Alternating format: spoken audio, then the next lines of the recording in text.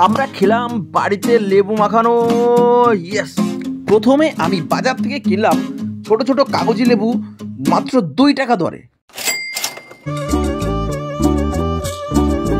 লেবুগুলোকে fresh করে ধুয়ে খোসা ছাড়িয়ে নিলাম।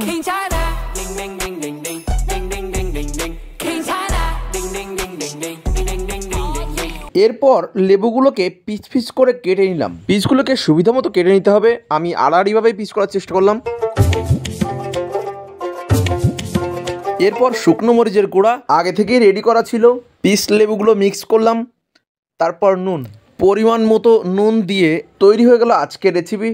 খুবই সিম্পল একটা জিনিস, আপনারা বাড়িতে নিজেরা তৈরি করে খেতে পারেন যে এটা কতটা টেস্টফুল হয় আর কীরকম খেতে। আর মেন কথা, গরমের জন্য লেবু মাখা খুবই একটি উপকারী খাবার। তো ভিডিওটি ভালো লাগলে প্লিজ সাবস্ক্রাইব এবং ফলো করুন। তো লেবু মাখাটা কেমন ছিল কমেন্টে সেটা অবশ্যই জানাবেন।